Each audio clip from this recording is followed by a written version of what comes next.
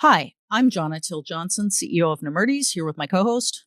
John Burke, CTO of Nemertes. And you are listening to Heavy Strategy, the show that tries to ask the right questions, not give the right answers. And we have a lot of questions today with our special guest, Richard Foster, who is CEO and founder of Netos. Today, we're going to be talking about why deriving good business information about networks still sucks so much. Welcome, Richard. Thank you, Jonah. Thank you, John, for having me. So what is Netos? So today, if you want to understand the operational status of your network, such as utilization, performance, or trend analysis, your engineers jump into your network monitoring systems and they get the answer. When you want to answer questions like, what hardware is end of life in the next 12 months and how much will it cost to remediate? Or what about switching vendors? Or what are our options for a new site rollout or refresh? There's no such tools. We're basically stuck in Excel. And with Netos, we've built a FinOps tool for on-prem networks that runs on your live inventory. And that is as good a snapshot of why people struggle with making business decisions about their networks as any quote, you jump into Excel, unquote. And, that is making a bunch of assumptions about what people even have available to them in Excel regarding financial information related to their network stuff. Did they ever record anywhere that they kept other than an order somewhere? How much stuff cost when they bought it, or how long they expected to keep it for when they bought it, or any of that kind of stuff. So I think there's lots to unpack in how and why getting good operational data to turn into good financial or business data is still crappy and hard for so many people. So let me dive in first on the good operational data aspect of it and ask, do you think we're better at maintaining accurate operational data about our networks than we were 10 years ago? It's a good question. I think that when we talk about good and bad data, so I think that one thing that we see is that oftentimes people think that network discovery is a solution, whereas in fact, actually, they've got good data. It's just spread across different tools. You've got multiple vendors. You've got Cisco, Fortinet, Arista, Checkpoint. Now, all those orchestration tools have probably got really good data in them. You've got ServiceNow, which has got good data in it. You've got a deployment of NetBox, which has got good data, and Meraki Cloud. And you've got your partner, your managed service partner, who's got good data. So it's kind of there. It's not always necessarily bad. It's just more a case of when you want to make a decision or analyze the data, respond to an audit or plan a new delivery, we're taking it from all these modern, expensive solutions into Excel. And that makes it not only, it may be accurate at the moment, but it is changing the second after you put it into Excel. So yes, it's an accurate snapshot at the moment, but when the CFO gets around to reviewing your results, that could be 6 weeks down the pike, and you may have made a bunch of changes in the meantime. And I do think it's also incredibly frustrating that you go to all this trouble to have all the data you need in systems that it belongs in, and yet no way to pull it together. Well, there is a way, actually. And in fact, many companies are, in fact, pulling data together using an open source solution, right, Richard?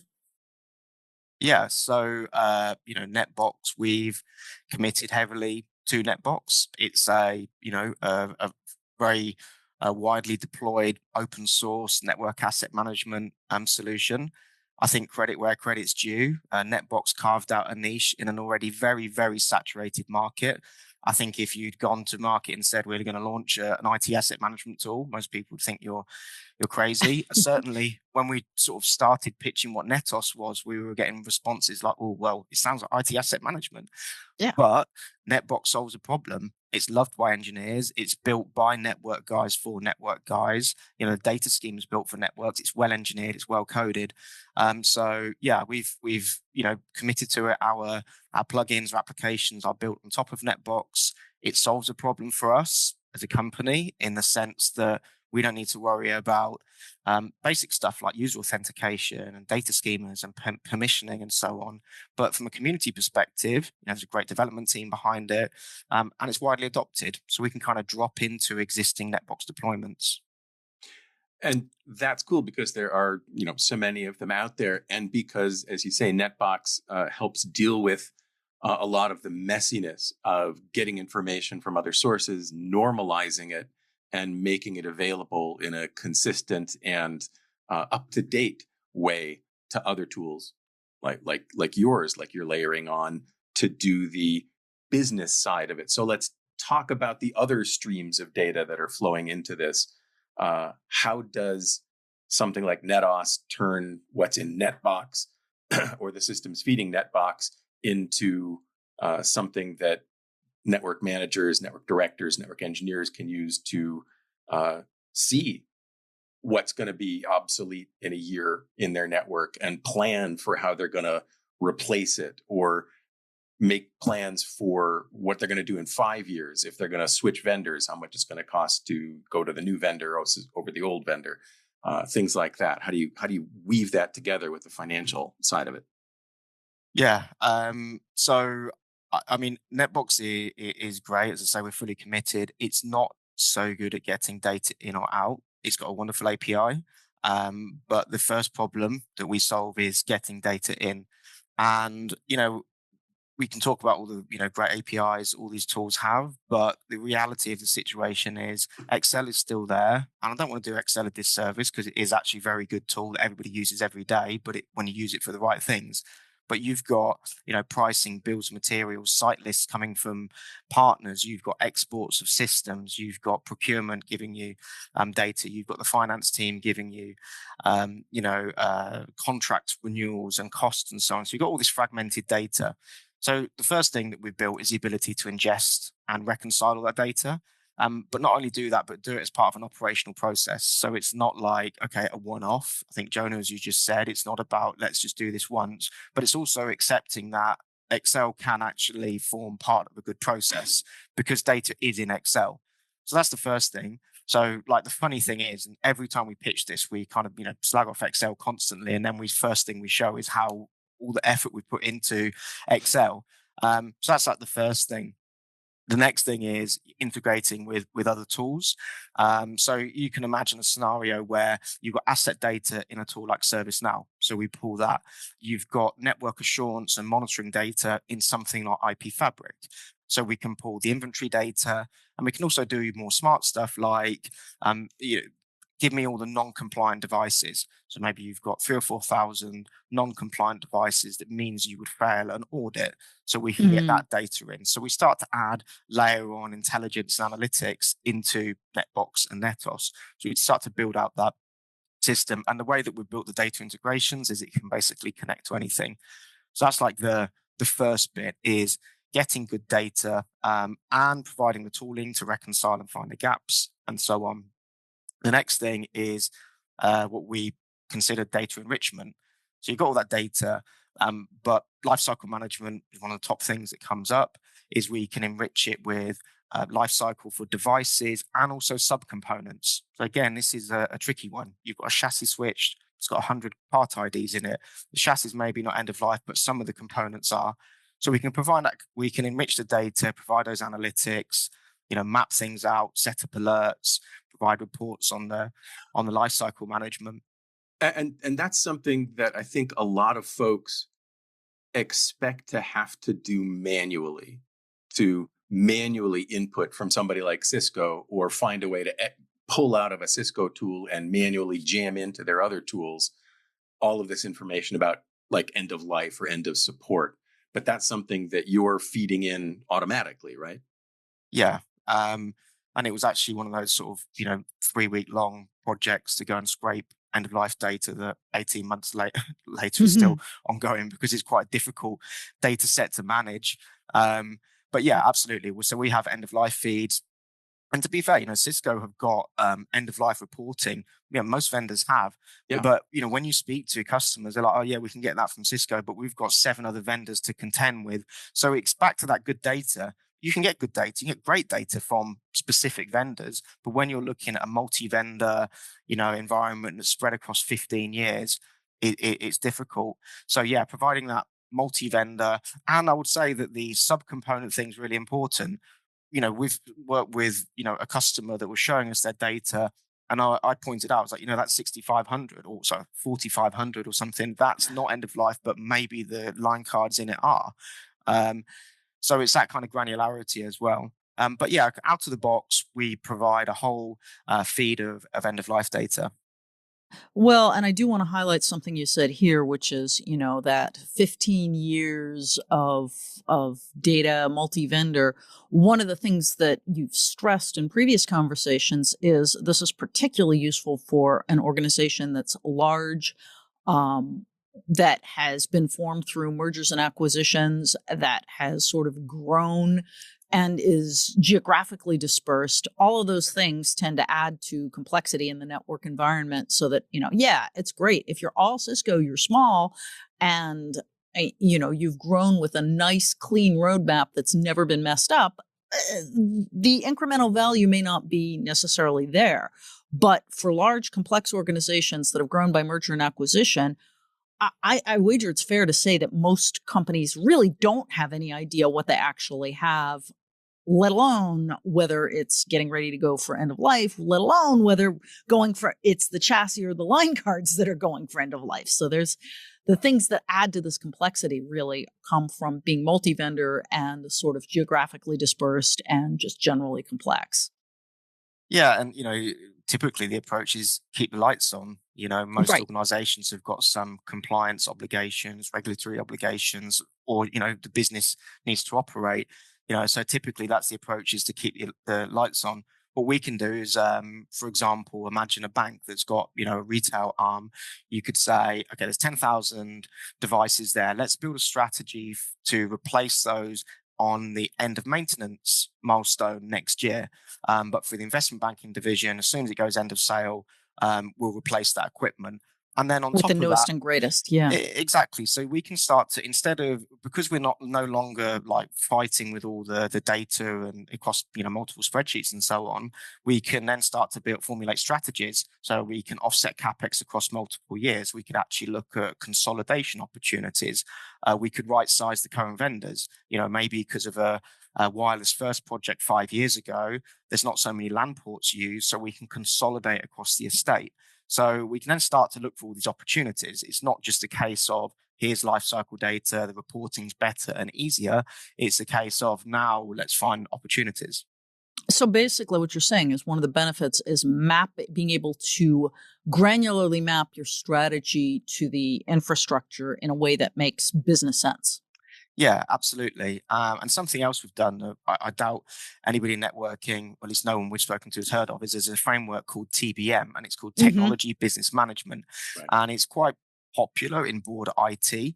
The finance team and IT cost management and so would know it. And it's basically a framework for mapping business, finance, and IT functions to the IT estate. So we've fully implemented that, so we can feed up into sort of higher level financial reporting tools and systems, but it's a really nice way to categorize the infrastructure.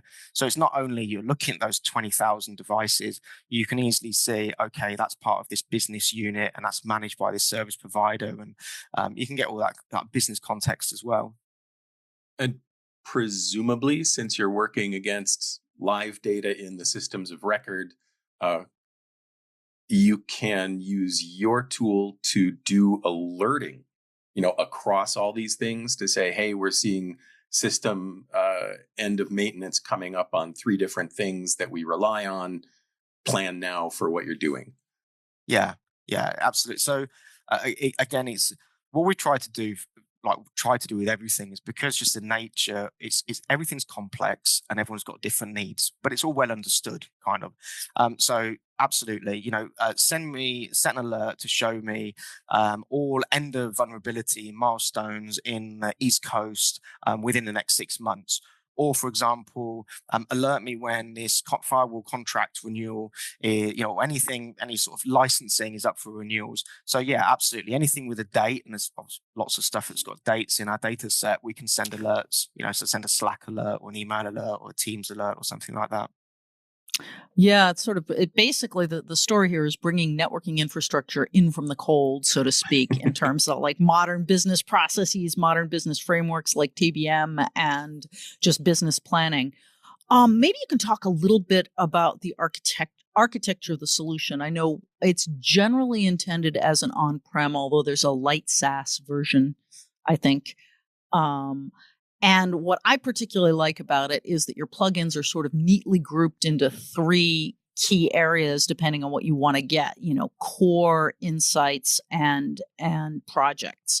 Maybe you can talk about what some of those are.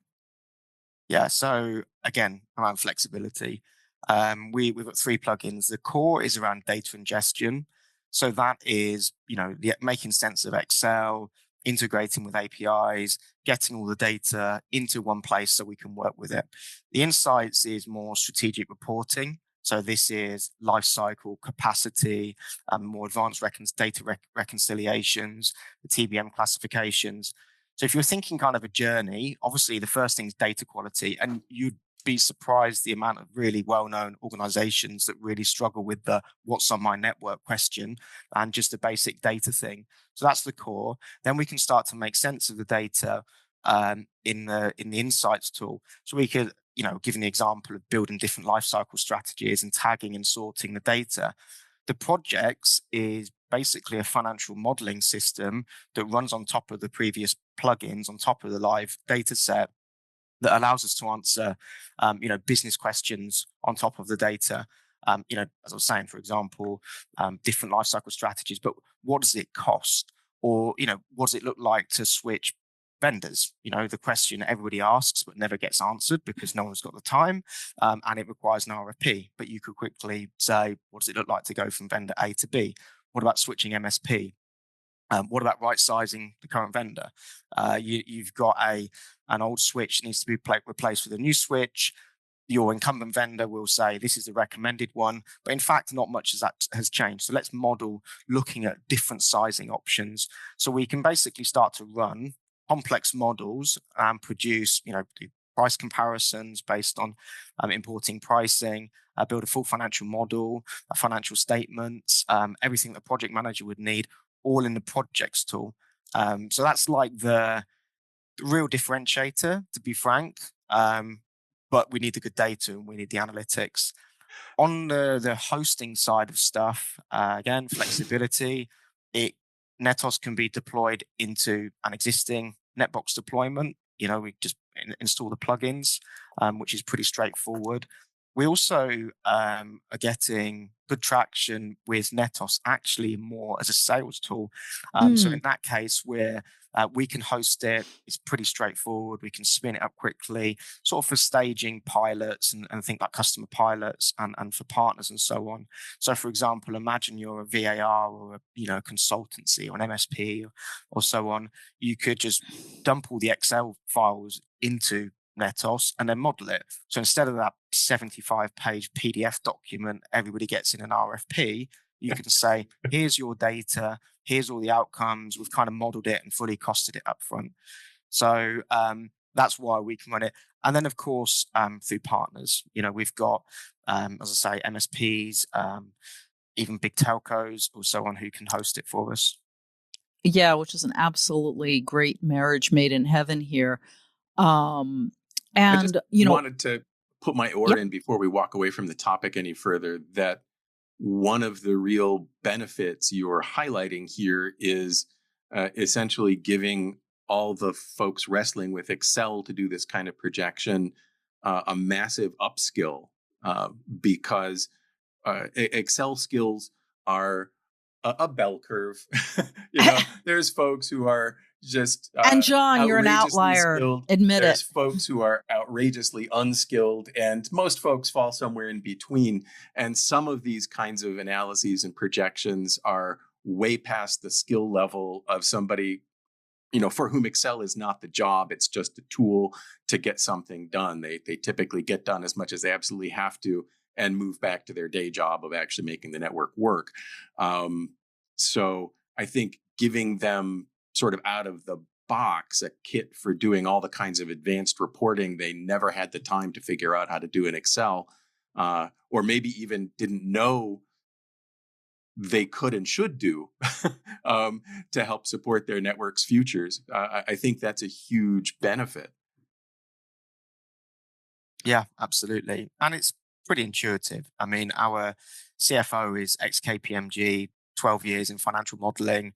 So we've got great, insights, and, she can help support on the financial modeling side. And I think from her perspective, she's not an engineer, not a network person, but we're basically, whether it's real estate or network assets, a lot of the principles are the same. We've just built it on top of the live inventory, and that's really where a lot of the power comes from. Is there are ways to do financial modeling, and you can do some great stuff in Excel, to be frank, but to get all that data into Excel and then run the models, and if you want to do that 30 times and so on, it's very time consuming. But it's very intuitive for engineers. I mean, what we have a thing called a product template, where you can have a source inventory, so you could look at all the components and subcomponents in a chassis, and then you could model replacing with all new. So you could look at going from vendor A to vendor B, for example, and also model different costs. And if you're an engineer, or you're familiar with a bill of materials from a network vendor, and you have worked with a project manager or project teams, it's pretty intuitive. And something that I found always plagued me when I was working with automation products, when managing a big network, and that has plagued IT guys that I've interviewed over the years working with automation projects and products on their active networks right up until last year.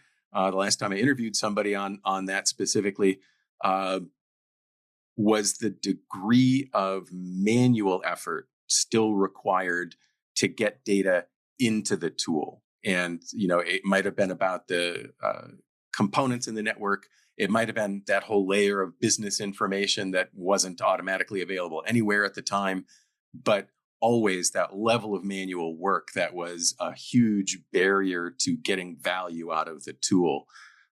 It sounds like you've squeezed that down to the barest minimum. Yeah, and there is, of course, there's still manual work. You've got 20 spreadsheets. Ideally, we clean them up. But where you find your, really burning brain cycles in trying to, work out the differences between two documents, or, maybe, a partner has shared a list of serial numbers of devices that are under support.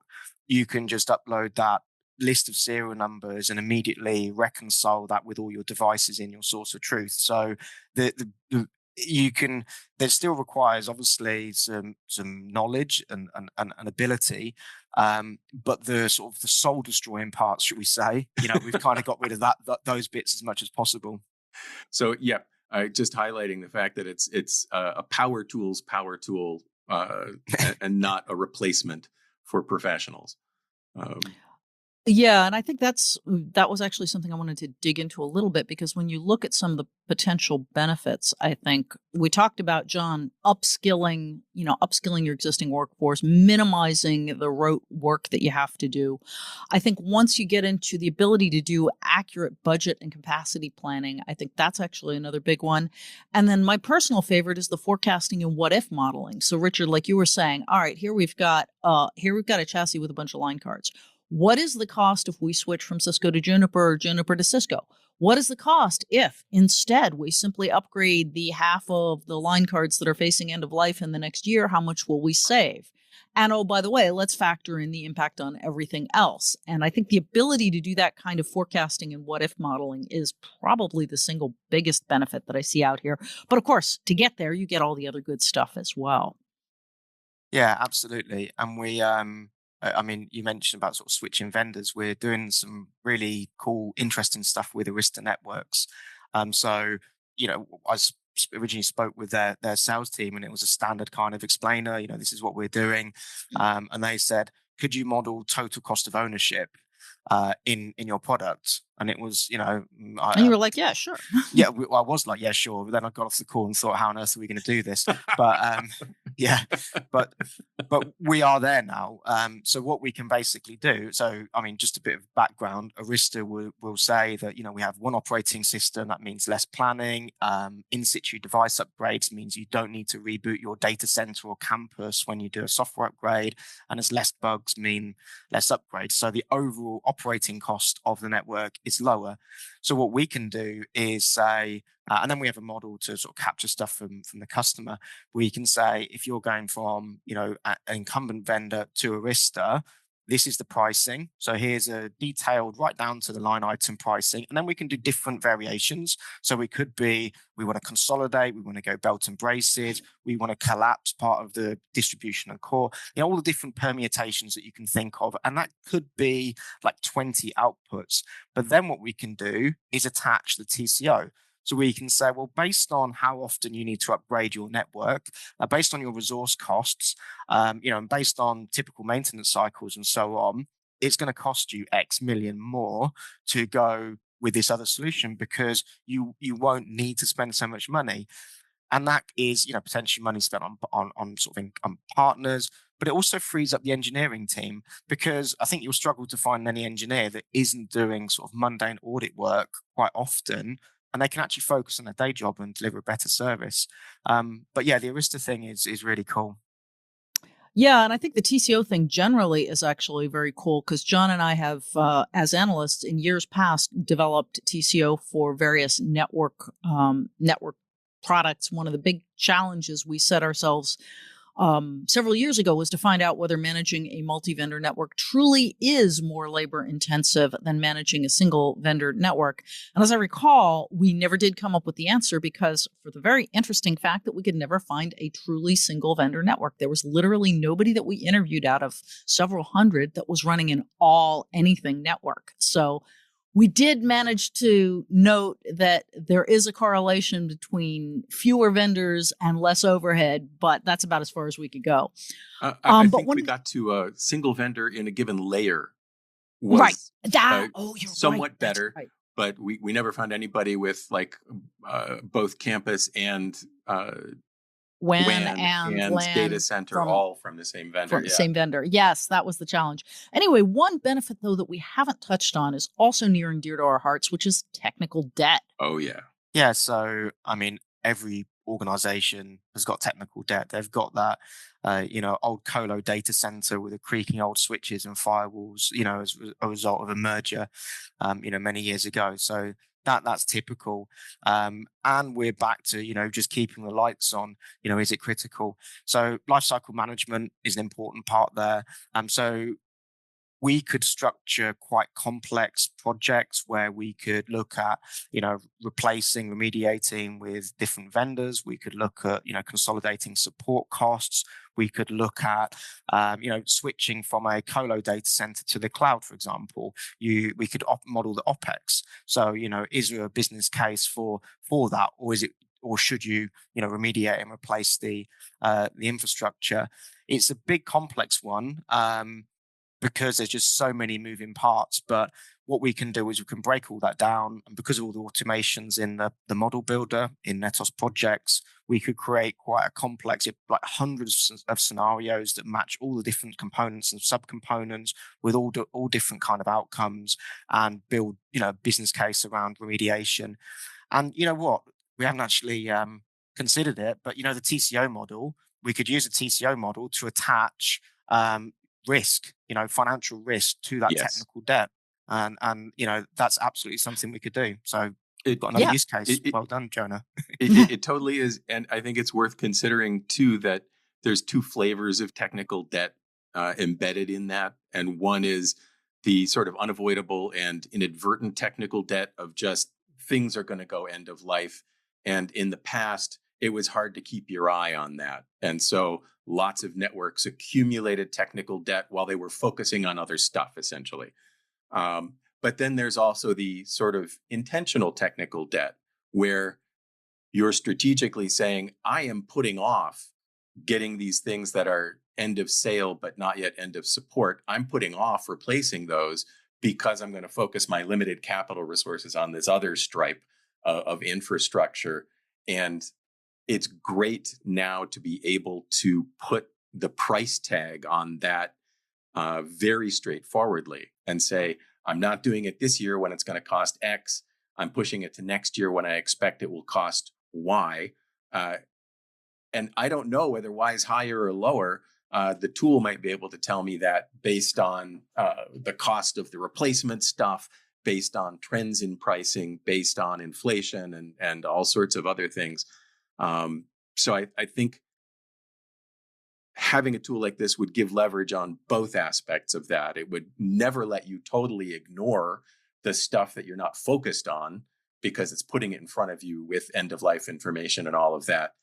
And it would help you make more informed and intelligent decisions about when to essentially incur additional technical debt. And you can give the stakeholders, allow them to make the decisions. So if you think about a typical project, you maybe put together a few different scenarios. The project would take that to the stakeholders, will make a decision. Typically, they'll then say, well, what about this? Could you try this? What about that? It seems too expensive. Can you lower the costs? Is there another option? So you have this sort of back and forth between projects, going to the operations team and so on, reporting up to the stakeholders. Instead, what we can do is say, look, as you said, we don't necessarily need to replace everything. Just because we talk about end of life and technical debt, it sounds morbid and terrible. But the fact is, we can actually sweat assets. There's nothing wrong with that. Some network gear is generally made to last, isn't it? So it's okay in many cases to keep it. So you can go to stakeholders and say, well, if you're willing to accept this risk, and this is what we think the technical risk is, you can then offset the investment for that for in 3 or 4 years time. So you can start to build quite complex strategies that are very clearly defined up front. And the good thing is the business stakeholders understand. So it's sort of like, we are willing to accept that and we understand that we are accepting a small amount of risk in this business line, for example. Okay, well, we're getting to the end of this, and we've sort of talked about architecture, we've talked about the problems, and we've talked about the solutions. I think the last question I'd want to ask is, in your journey with creating Netos and delivering, sharing it with partners and customers, what was the biggest thing that surprised you the most, Richard? We started off with the model builder, the building a financial tool, because we kind of assumed that the data situation wouldn't be quite so bad. So I guess as an early stage company, certainly surprised us is the conversation is pretty much the same across the board. And it is, we've got all this data, it's good data, but it's completely fragmented and we can't make the decisions. And just that sort of clear, consistent issue across the board, that's really surprising, actually. Because, as I say, we built these modeling tools on top of NetBox. We thought that, okay, we can drop this into NetBox deployments. But as it actually turns out, we had to go many, many layers down to solve the data quality problem and then step back up again. So the actual financial modeling tool is like really mature because it was sort of built first, but yeah, I think that was a big surprise. So the depth of the problem, actually, I guess, is what you're saying. The fact that, the data sources were so incomplete and grungy. Interesting, but not too surprising. And I did notice the maturity of the financial component, because just a small thing, but actually visually, the reports are really cool because you can look at them and go, oh, I see exactly what's happening here, which is helpful. All right. Thanks for joining us today, Richard. If folks want to find out more about you or Netos, they can certainly go to netos.io, which is your website, but where can they find you? I'm on LinkedIn. Ping me an email, rich@netos.io. And me or the team, we can happy to give you a quick demo, show you the product. The video on our website and the screenshots are a little bit old. We're moving fast, so there's a lot more depth to what we can do. We can spin up pilots really quickly. Our whole value proposition is about making things easier. So this shouldn't be a burden. It's very straightforward.